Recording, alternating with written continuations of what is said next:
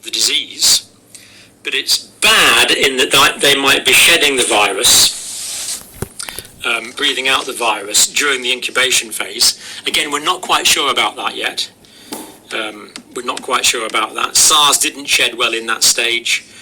In fact, I don't think it hardly shed at all in that stage. It was just people that were actually ill that passed on the virus. Whereas influenza does. Influenza certainly does. You can catch influenza from someone who's completely asymptomatic. So at the moment, we're not quite sure. I suspect that, unfortunately, it may spread during the asymptomatic incubation phase, but we don't know yet. Yeah, that's right. So the child who had this, who didn't seem to be ill, was shedding the virus, although he wasn't ill. So it's good that the children, so far, don't seem to be badly affected or have mild cases of the disease. It's bad in that they could act as vectors of disease, having the virus but passing it on to us older people, even although they have no symptoms. So that is the risk of that. Now, we've talked about these patients with pneumonia and severe pulmonary complications, so they don't get enough oxygen and become hypoxic and need oxygen and ventilatory support. But the initial data again is showing that many people infected had a mild illness. Again, this is good, because if someone's infected, has a mild illness and then recovers, they will be immune. Because remember, on this other video we noticed that people make these antibodies, the number of antibodies goes up.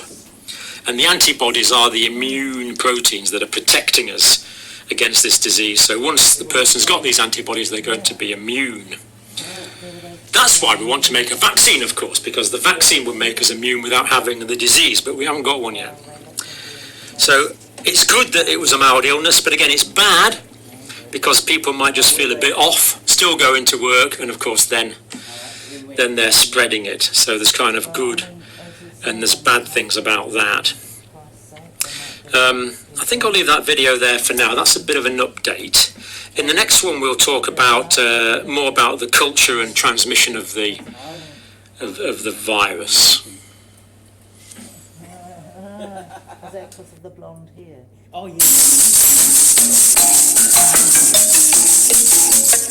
Les enjeux primordiaux sont peut-être davantage pour les Européens que pour les Britanniques.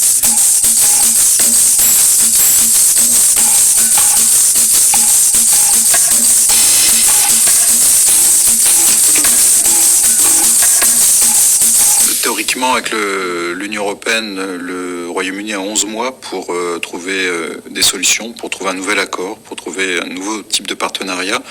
Tous les experts, y compris notamment les responsables de l'Union européenne, estiment que c'est un délai qui est beaucoup trop court. Avec les autres partenaires, là aussi, tout dépendra en fait de la nature des relations à construire, des volontés bilatérales de trouver des accords plus ou moins forts, plus ou moins renforcés, plus ou moins touffus en quelque sorte. La réussite de Singapour, elle repose sur la volonté d'une famille d'entrepreneurs qui a créé cet État un peu comme une entreprise. Le Royaume-Uni a un passé et on ne peut pas du jour au lendemain convertir un pays aussi grand en une espèce d'entreprise vouée à l'économie mondialisée. Peut-être, mais jusqu'à un certain point. Il faut bien qu'à un moment ou à un autre, des impôts soient payés. Boris Johnson est certes attendu pour mener à bien le Brexit. C'était son argument central lors de sa campagne, mais il a aussi fait un certain nombre de promesses, notamment réinjecter de l'argent dans les services publics, réinjecter de l'argent dans les services de santé. Et pour tout ça, il faut bien des ressources. Jusqu'ici, Donald Trump a toujours négocié à la faveur et à la faveur exclusive des États-Unis. Est-ce qu'il est prêt à faire des concessions pour aller aussi dans le sens des Britanniques? Est-ce que le Royaume-Uni, le petit Royaume-Uni, peut réellement avoir des arguments à échanger avec les États-Unis? À mon avis, ça risque d'être beaucoup plus compliqué pour Boris Johnson que tout ce qui a été dit jusqu'ici. Ce projet géopolitique est certes séduisant sur le papier, mais dans la réalité, le Royaume-Uni aujourd'hui est une puissance certes qui joue dans le monde, mais une puissance qui est devenue secondaire. Il y a un certain nombre de freins, notamment chez les différents